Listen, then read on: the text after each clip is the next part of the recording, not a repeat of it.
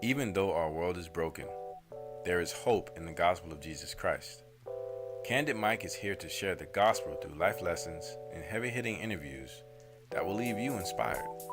In each episode, you will have the opportunity to make a difference in your personal life and in the lives of those you love.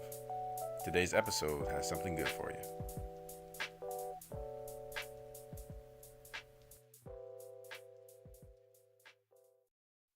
Welcome back, Candid Mike listeners. I'm thankful to be with you. This is Mitchell Lavender, your host, and I'm excited to keep digging into our character series. I hope it's been going good for you guys. We've spoken lastly about integrity and then discipline. So I hope that those things have been going well, that you've been able to be full of integrity even in the little things with your family, your friends, and your coworkers, and that you've been able to pinpoint, plan, practice, and evaluate when it comes to discipline. Keep it up. I'm excited, and I hope these things are helping you all serve, love, and influence those who mean the most to you and your life. I do want to update you a little bit. This past weekend was awesome. As you know, I talked about it last week. I was appointed an evangelist, which I'm very thankful for, and just glad and honored to serve God. I'm so thankful for His grace and mercy on my life, how He saved me, and He's given me a purpose and a reason to exist, and I know exactly what it is that I want to do.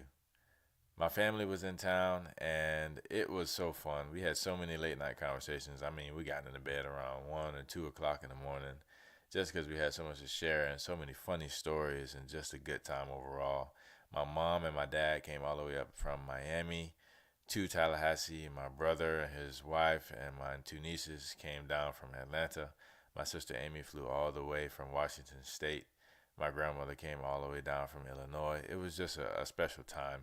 And even though everyone couldn't be there, I know that my sister Chrissy really wanted to be there, and I'm thankful for her and her chiming in and watching the sermon as I preached that Sunday. It was just a great time. You know, it was a special moment in my life, something that I always look back on and be thankful that God allowed me to experience. And the love and the joy that was expressed and just being able to experience that was overwhelming because I don't naturally think of myself the way that people expressed things about me. I'm normally aware of my mistakes and my flaws and wanting to do better, but just the love and appreciation and the impact that was expressed through my friends really, really meant a lot.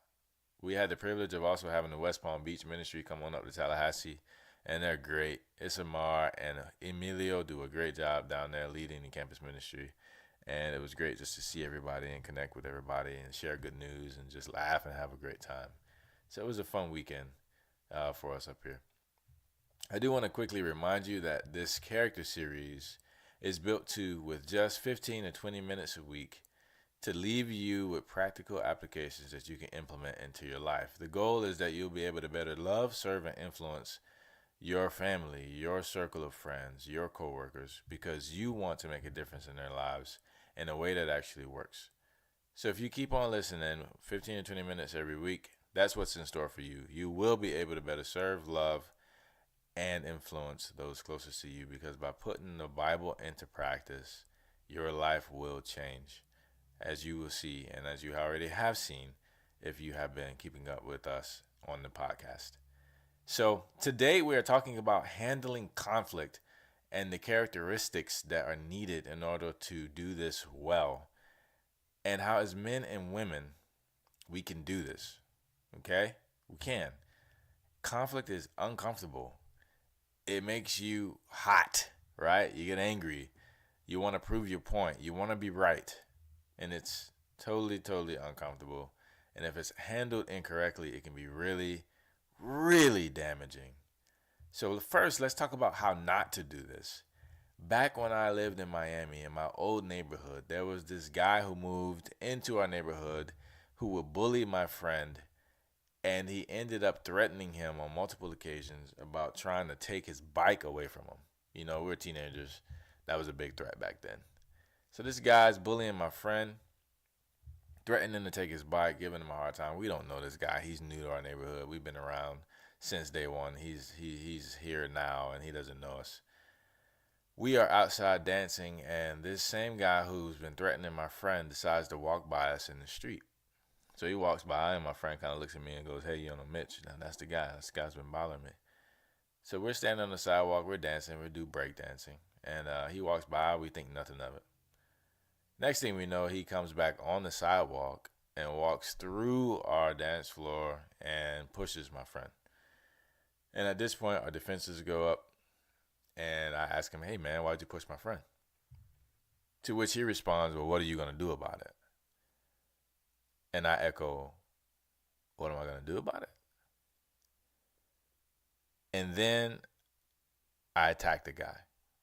I punch him twice in the face. I knock him out. All to which I black out because I was unconscious while I was fighting. And when I come to, he's on the ground, and I'm immediately concerned about him, and I ask him if he's okay. As weird and as funny as that may be, this is what happened.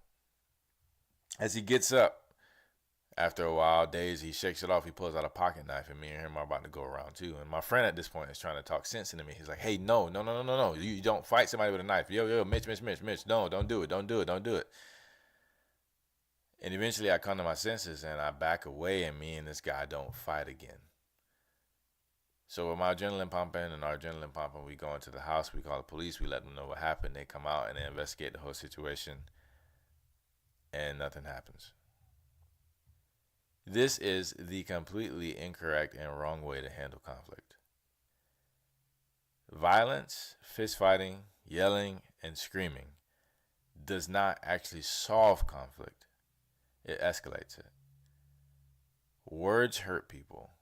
Obviously, fist fighting and war between two people doesn't do anybody any good. And unfortunately, all too often, we bring this type of communication, the violence, the domestic violence, the yelling and the screaming, into our friendships. The places where we're supposed to share life together often become the places where we just spare the intimate details because we don't communicate effectively. Or with our roommates, the place where we're supposed to build great friendships can become the place where we actually destroy great friendships because we bring these things into our relationships that don't actually handle conflict, but they escalate it. Or with our spouses, those of you who are married, we know that if you win, they lose, and if they win, you lose. So when we bring these types of communication into our family of yelling and screaming and domestic violence, again, not only is it wrong, but it does not promote healthy handling of conflict. And especially with our children, if you have children, yes, your children should never win in your home. They should always submit to your authority and the authority of your spouse, but not at the expense of being torn down and hurt because we are bringing in, again, unhealthy habits of yelling and screaming and domestic violence. We don't want to leave scars on people's souls. And this will happen in our friendships and with our roommates and with our spouses and even our kids if we don't choose to have our words and our tone of voice in a way that is wise, where we can effectively communicate. We need to be gentle so that we do not hurt each other by the way we speak and the words we choose. Sometimes dealing with conflict is going to hurt. You can't get around that. But we never want it to hurt at the expense of loving the person we're communicating with. And all too often, like in my example of this fist fight, it wasn't done with love. It was done out of anger and impulse. Let's look at a few characteristics that will help us handle conflict, and then I have some practical application for you to put into your life this week. So James 1:19, James talks to the church and he says, "Be quick to listen, slow to speak, slow to anger." And then he tells us why. For man's anger does not produce God's righteousness. Just think about what it says. Quick to listen, slow to speak, slow to anger. Take the argument or the miscommunication you had this week and ask yourself, how different would that argument or that communication have been if you were just quick to listen, slow to speak, and slow to anger? It probably would have been a totally different outcome, because our own anger does not produce the morals and the decision making that God tells us to live for. Another verse that'll help is Proverbs 15:18. It says, "A hot-tempered person stirs up conflict, but the one who is patient calms a quarrel." So from James 1:19, we have being a listener, being slow to speak and slow to anger. In Proverbs 15:18, we have a person who's able to be patient. A patient person is being compared with a hot-tempered person. We've all argued with a hot-tempered person before, and sometimes we've been the hot-tempered person. It doesn't help when I get angry quickly. Exactly the opposite of what James 1:19 says. It doesn't help. It only escalates the conflict. But compared to this, the one who's patient calms a quarrel. So just think about this and be honest with yourself. When it comes to your friendships or your roommates or your spouse or your children or your coworkers, how patient are you really? And are you the person who's able to be so patient that you calm down the quarrels, the arguments, the miscommunications? This is very challenging, isn't it? Because we want to be right. When we're in the middle of a quarrel or an argument or a miscommunication, we want to justify ourselves. But it takes serious maturity to not make an argument, a quarrel, or miscommunication about ourselves and to make it about an overall mutual gaining of understanding and productive communication. Proverbs 15 verse 1, "A gentle answer turns away wrath, but a harsh word stirs up anger." Again, same thing. When you're communicating with people, when you're having a miscommunication or a conflict, are you gentle in the way that you answer? Or are you harsh? This is really easy to do with kids. It's really easy to be harsh with little ones because we repeat ourselves over and over and over and over again, and they don't quite get it the first time. So we lose those patience and we get more and more harsh. But being harsh with them doesn't help them. It just makes them angry, makes us angry, and it creates, again, a toxic environment of miscommunications. And last verse here, Ecclesiastes 7 verse 9, "Do not be quickly provoked in your spirit, for anger resides in the lap of fools." So when you are being communicating and when you're having a miscommunication or when you don't feel understood, don't be quickly provoked, moved towards an action, right? When you're not thinking, you're just reacting. It's a very dangerous place to be because you're not sober-minded and you're not choosing to do what? Listen. You're not choosing to be slow to anger. You're not choosing to be patient. You're not choosing to be gentle. You're just reacting to what's going on. So these scriptures, James 1:19, Proverbs 15:18, Proverbs 15:1, and Ecclesiastes 7 verse 9, tell us that the characteristics of a person who can correctly handle conflict include a person who will listen, who's slow to speak, who's slow to get angry, a person who is patient, a person who is gentle, and a person who is not quickly provoked. Wow. Imagine all of these characteristics being your characteristics in your home, at your job, with your spouse, with your friends, or with your roommates. How different would the atmosphere in your house be if you guys could communicate this way? If you girls could communicate this way? That would be something, wouldn't it? Just think about that. So I'm going to give you 4 practical steps, aside from these scriptures, that you can put into practice so you can effectively communicate and handle conflict, okay? So step number 1, take time to cool off. If you or the person you're in conflict with are so upset and so bothered that you don't care about what the other person is trying to say, you need to take a break. Go on a walk, go do something that you love, go listen to your favorite music, do something to get you to the point where you are ready to listen so that you can understand them, rather than being in a place where you only want to defend yourself and prove your side of the conflict. First thing you got to do is take some time to cool off. That might be 15 minutes. That might be 30 minutes. Let the person know, hey, I'm going to take 30 minutes to go cool off. I'll be back after that. Hey, I'm going to take 15 minutes. I'm going to take an hour. And respect it if they request that. Respect their request to go cool off as well. And expect them to respect your request to cool off. So after you cool off, you got to talk to each other gently. And the key here is to ask the other person, how can I understand you? If me and you are having a quarrel and we are upset with each other, we're having some kind of miscommunication or conflict, and I come to you and say, hey, how can I understand you? Then I open the door for you to explain your feelings, your thoughts, and your ideas to me without making your defensive walls go up. This is a critical step. Asking the question of how can I understand you and genuinely wanting to know.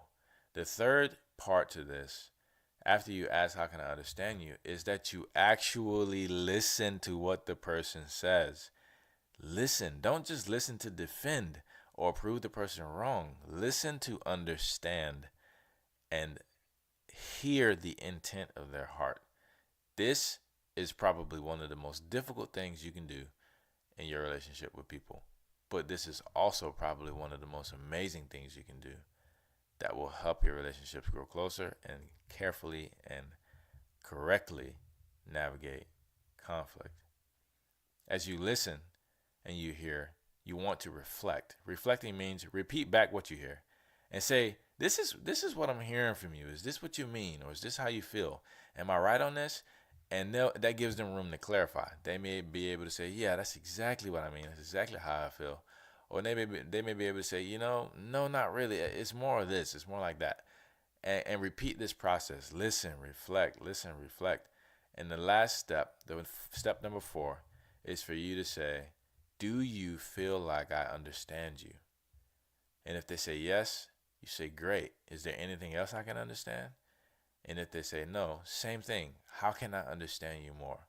And what this does is it puts them in a position to freely explain themselves without being defensive, without having to prove themselves right, but just airing their heart out to you. So first, take the time to cool off, set a time limit, respect it if they need time. Number 2, talk to each other gently, asking, how can I understand you? Step 3, listen and reflect. Don't listen to defend. Don't listen to prove wrong. Listen to understand. And then repeat back what you hear, saying, is this what I'm hearing? Is this what you mean? Or is this how you feel? And let them clarify. And lastly, follow up with them by saying, do you feel understood? And if they say yes, say, great. Is there anything else I can understand? And if they say no, ask them, well, how can I understand you more? These 4 steps will change the way that you deal with conflict. And this type of language allows the defenses to drop and creates a safe environment for each party to freely express themselves and grow together. And that's what you want. You want your atmosphere in your home and your coworkers or at your job or wherever you are, even with your friends, to be an environment where you guys can handle conflict correctly. Because conflict is going to come. It's no way to avoid it.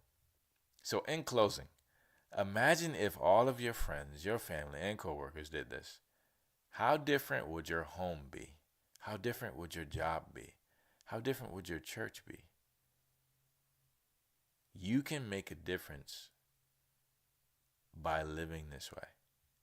Put these scriptures into practice. Put these 4 steps into practice and watch your life change. If we can have the characteristics of being slow to anger, quick to listen, slow to speak, being gentle and patient people, we can make a true difference in the lives of those we love. Please keep a lookout for our next week's episode on the characteristic of love.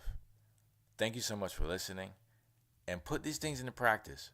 Let me know how they're going, and I can't wait to talk to you guys next time. Thank you for listening to Candid Mike, where we share life and ministry principles to inspire transformation and ministry development. Each episode is a joy for us to record, and we are so thankful that you tune in to listen to us. A big thanks to Steezy Prime for our show music, which you can find more of his music on SoundCloud at Steezy Prime. Please stay tuned for our next episode and follow us on Instagram at Candid Mike Podcast. Thank you. Until next time.